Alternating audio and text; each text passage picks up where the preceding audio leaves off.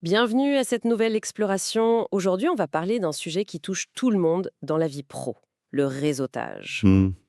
Mais attention, hein, on est loin des échanges un peu mécaniques de cartes de visite, hein. On va voir comment tout ça a changé.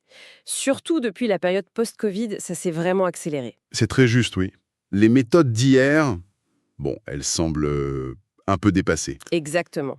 Et c'est ça le cœur de notre discussion aujourd'hui. Cette mutation, elle est profonde. On est passé des clubs d'affaires un peu classiques, vous savez. Oui, les chambres de commerce, les grands salons. Voilà, c'est ça, parfois un peu poussiéreux, on peut dire, à des approches beaucoup plus stratégiques, plus digitales aussi, et surtout très sélectives. Sélectives. Hmm. Et au milieu de tout ça, il y a une nouvelle figure qui monte, le dirigeant fractional, ce leader à temps partagé. Intéressant. Alors, pour décortiquer tout ça, on s'appuie sur plusieurs éléments. Des réflexions issues d'échanges sur les stratégies commerciales, ce qui marche aujourd'hui pour faire grandir les boîtes. Mhm. On a aussi le retour d'expérience très riche d'un expert, Jean-Charles Spanelles, développement commercial international. Ah oui, son parcours est assez impressionnant. Plus de 20 ans de terrain. C'est ça. Et un réseau perso de, tenez-vous bien, 30 000 contacts, tech, IT, finance. Son vécu, forcément, ça éclaire pas mal. Forcément. Et puis, on a aussi des analyses sur ces nouvelles plateformes de networking pour dirigeants qui émergent. Tout à fait. Et tout ça, ça s'inscrit aussi dans le cadre d'un webinaire qui se prépare, je crois, sur comment adapter sa stratégie commerciale. Oui, externalisation, structuration, audit, selon où on est l'entreprise. Start-up, scale-up, PME, c'est pas la même chose, hein. Justement. Donc, notre objectif, si on peut dire, c'est de décrypter ce networking 3.0, comprendre les mécanismes, le pourquoi du comment. Et ce phénomène des fractionnels executives. Exactement. Saisir ce que c'est, son ampleur, et surtout, identifier les stratégies concrètes. Comment on crée des relations pro qui ont de l'impact en 2025, 2026. Et le fil rouge, si je comprends bien, c'est... C'est la qualité. La qualité avant la quantité. C'est vraiment un changement de paradigme. D'accord. Bon, allons-y. Commençons par ce contraste-là. Le réseautage d'avant et celui d'aujourd'hui. Avant 2020, c'était quoi? Beaucoup de rencontres physiques, non? C'est ça, les cocktails des chambres de commerce, les grands salons B2B bondés, très ancrés géographiquement. Et puis, ça prenait un temps fou, souvent. Oui, c'est vrai. Et c'est là que l'expérience de Jean-Charles Spanelli est éclairante. Lui, avec ses 25 ans, a fréquenté tout ça. En Europe, en Asie, en Afrique, vous disiez? Partout, oui. Avant, pendant, après la crise sanitaire. Il en tire une conclusion assez tranchée pour maintenant. C'est pas juste une petite évolution. C'est une rupture, Une conclusion tranchée. carrément. Qu'est-ce qu'il dit de si radical? Mais le constat est simple. Se disperser, ça ne marche plus. C'est devenu contre-productif. Ah bon? Oui. Collectionner les cartes de membres de réseaux généralistes, où on voit tout le monde, mais personne d'important pour soi, ça n'a plus le même rendement. D'accord. D'après lui, et c'est basé sur des décennies de pratique, le succès aujourd'hui, ça repose sur une double sélection. Presque. Chirurgicale. Une double sélection. C'est-à-dire? D'abord, choisir le bon canal, la bonne plateforme, le bon événement, celui qui colle vraiment à ses objectifs du moment. Faut être hyper rigoureux là-dessus. Mhm. Et ensuite, et ça, c'est crucial, une fois dans ce canal, concentrer son énergie sur une poignée de contacts. Quelques profils VIP, ceux qui peuvent vraiment faire bouger les lignes pour son business. Donc, fini la course au nombre. Complètement. On oublie le volume, on cherche la pertinence, l'impact, la qualité, je le redis. C'est un sacré changement de perspective. Passer de l'accumulation à un ciblage aussi fin. Et ces canaux modernes, ça ressemble à quoi? Au-delà de LinkedIn, bien sûr. C'est varié, en fait. Et souvent, ça se complète. Il y a les outils digitaux, bien sûr, de plus en plus pointus, des plateformes spécialisées, des communautés en ligne très ciblées. D'accord? Mais il ne faut pas oublier les clubs plus premium, ceux avec des tickets d'entrée, parfois, qui assurent un certain niveau. Un certain standing, oui. Voilà, ou une homogénéité. Et puis, on voit monter des plateformes privées, parfois sur invitation. Elles misent sur la confidentialité, la qualité des échanges pour attirer les dirigeants. Donc, il n'y a plus une seule recette? Non, Absolument pas. L'enjeu, c'est de trouver l'écosystème ou la combinaison d'écosystèmes qui résonne le mieux avec ses propres défis, ses ambitions. C'est du sur-mesure en quelque sorte. Et c'est dans ces écosystèmes qu'on voit apparaître ces fameux fractional executives.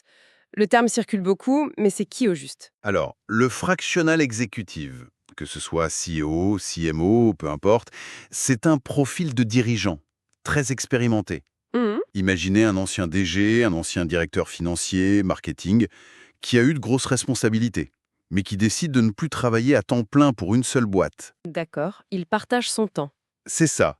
Il ou elle intervient à temps partiel, sur des missions précises ou pour des périodes définies, mais auprès de plusieurs entreprises en même temps. Ah oui, Et souvent, ce sont les PME, les scale-up qui en profitent le plus. Elles récupèrent cette expertise, mais de manière fractionnée.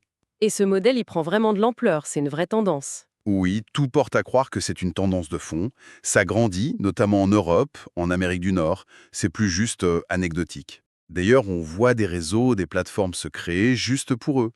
C-Suite Lab est cité comme un exemple adapté. Il y en a d'autres comme Fractional Executive Europe. Mhm.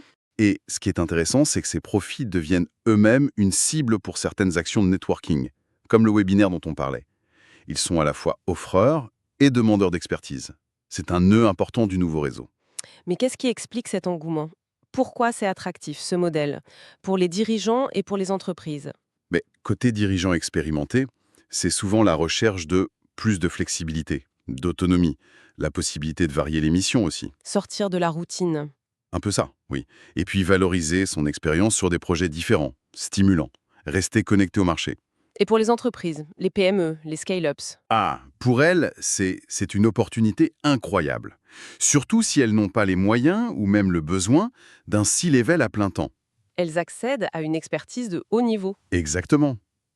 Une expertise stratégique, des compétences pointues qu'elles ne pourraient pas s'offrir autrement et de manière flexible, sans plomber la masse salariale sur le long terme.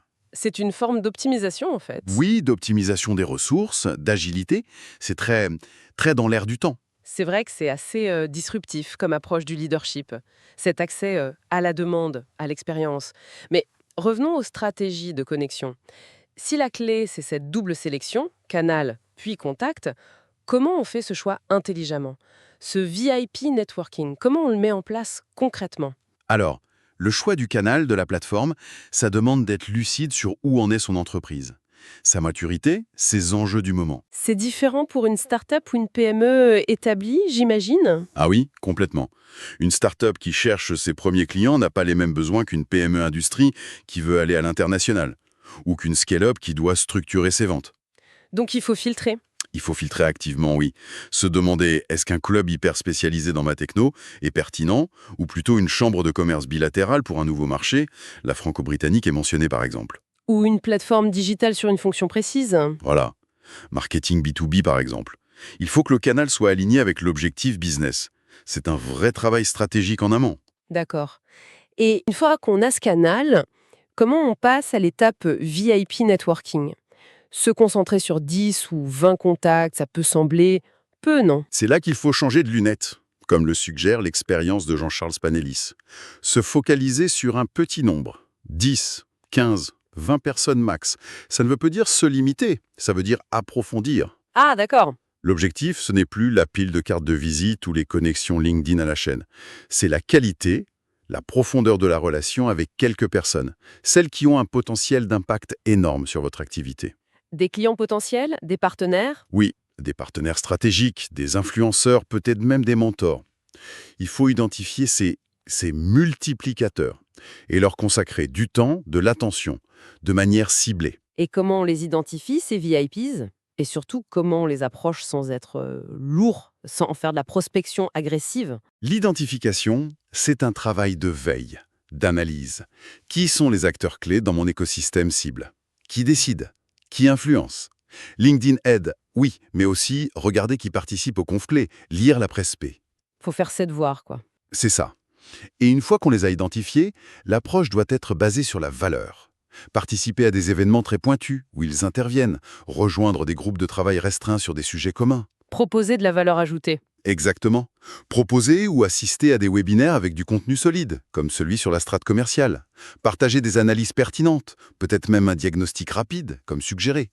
L'idée, c'est de donner avant de recevoir. Montrer son expertise, sa compréhension de leurs enjeux. Et cette approche plus subtile, basée sur la relation, ça répond aussi à un problème soulevé dans les sources, la difficulté de la prospection classique. Mhm. On lit que les commerciaux seniors, parfois, ils n'aiment pas trop le cold calling, Oui, c'est souvent le cas. que les juniors manquent de crédibilité face aux C-levels, et que même l'inbound, ça ne suffit pas toujours pour les très gros poissons. Vous mettez le doigt sur un point clé. Ce VIP networking stratégique, quand il est bien fait, ça devient une forme de développement commercial plus intelligent, plus organique et souvent plus efficace pour toucher les décideurs importants qui sont sursollicités. Ça contourne les barrières, en quelque sorte. Oui. Et des structures comme Finelis, mentionnées dans les sources, elles se positionnent là-dessus. Proposer des approches commerciales externalisées, très ciblées, qui intègrent cette dimension relationnelle forte. D'accord. Et le point crucial qui ressort, c'est le changement de posture. On arrête de pousser son produit. On passe à une écoute active pour comprendre les vrais besoins et co-construire une solution. La prospection devient consultative. Très intéressant. Pour illustrer tout ça, prenons l'exemple de C-Suites Lab, fondé par Alexandra Demour. Les sources disent que c'est hyper intéressant, très adapté aux besoins actuels. Qu'est-ce qui fait sa force, d'après ce qu'on lit? Ce qui plaît, semble-t-il, dans C-Suites Lab, c'est sa capacité à créer un espace de connexion à la fois rapide et de très haute qualité. Rapide et qualitatif. Oui, on parle d'un accès facile à quelques dizaines de personnes, triées sur le volet. Des dirigeants, des fondateurs de haut niveau. L'accent est mis sur la pertinence, le potentiel d'échange, pas sur le nombre. Et ça favorise le partage. Apparemment, oui. Le partage de best practices, de retours d'expérience concrets entre pairs. La plateforme permettrait même aux membres d'organiser entre eux des webinaires thématiques. C'est ce mix de sélectivité, de pragmatisme et d'échange de qualité qui fait son attrait. C'est l'anti-réseau de masse. Et comment ça se situe par rapport à d'autres initiatives similaires en Europe? Et surtout, comment ça pourrait évoluer, ce type de plateforme très ciblée, d'ici 2025-2026? Bon, sans avoir fait une étude comparative exhaustive, C-Suite Lab semble vraiment jouer la carte du club privé digital, très sélectif, presque exclusif. Ça le distingue peut-être de plateformes plus ouvertes. D'accord. Pour l'avenir, on peut imaginer plusieurs choses pour ces niches. Peut-être une verticalisation encore plus forte, des clubs digitaux par secteur très précis, fintech, deep tech, pour maximiser la pertinence. Hmm. Une autre piste, ce serait l'intégration d'événements hybrides ou d'expériences plus immersives pour renforcer le lien au-delà du digital. Et faciliter la mise en relation. Oui, peut-être des outils pour faciliter une cooptation très qualifiée entre membres, toujours dans cet esprit de valeur mutuelle, de sélectivité, loin de la prospection intrusive. L'enjeu, ce sera de garder la qualité et l'exclusivité tout en restant dynamique. C'est clair. Et toutes ces évolutions, le networking ciblé, ces plateformes, les profils fractionnels, tout ça doit être connecté à la stratégie commerciale globale, non? Les sources insistent là-dessus. C'est fondamental. Et le webinaire mentionné, il tape en plein dedans. La stratégie commerciale, ce n'est pas pareil pour tout le monde. Pour une start-up, par exemple? Une start-up, elle cherche souvent son product market fit. La question c'est, est-ce qu'on internalise vite une force de vente ou on externalise au début pour tester, itérer? C'est un choix structurant. Et pour une scale-up, Qui a déjà validé son modèle? là l'enjeu, c'est l'alignement quasi parfait vente-marketing. Il faut que tout le monde tire dans le même sens. Objectifs partagés, process fluide, pour maximiser la génération de leads qualifiés, la conversion. C'est l'acquisition et la rétention client à grande échelle. Et les PME plus matures, celles qui ont peut-être un peu d'inertie? Pour les PME établies, oui, l'approche est différente. C'est là que les diagnostics, les audits commerciaux externes, ça prend tout son sens pour objectiver où on est bon, où ça coince. Pour améliorer l'alignement entre services, Oui, vente, marketing, mais aussi production, finance. Souvent, l'objectif, c'est de redynamiser la croissance, de trouver de nouveaux leviers, d'optimiser ce qui existe. d'accord. Et à toutes les étapes, un défi revient toujours, souligné dans les sources. Le recrutement. Trouver et bien intégrer les bonnes personnes pour la vente. C'est clé, mais c'est aussi là où on fait des erreurs coûteuses. On perd du temps. Exactement. Et ce défi de l'alignement, de la coordination, il est encore plus dur avec des équipes vente et marketing souvent hétérogènes. Multiculturel, Multisites, différents niveaux d'expérience. Jean-Charles Spanellis décrit bien ça. C'est complexe? C'est très complexe. Et c'est face à ça que des offres externalisées, comme le Sales as a Service qu'il propose avec Finelis, essaient d'apporter une solution.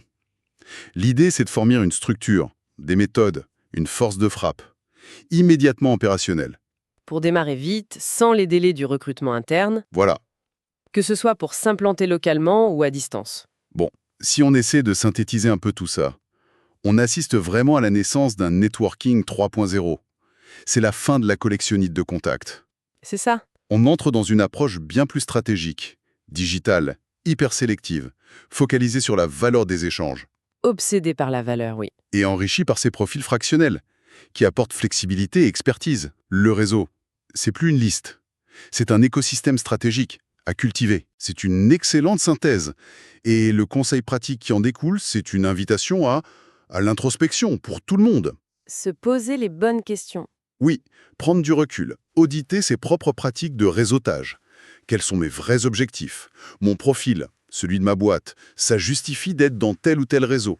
Quelle plateforme, quel club, quel événement va m'apporter une vraie valeur réciproque? Et marteler le mantra. Qualité, profondeur, valeur, plutôt que quantité brute.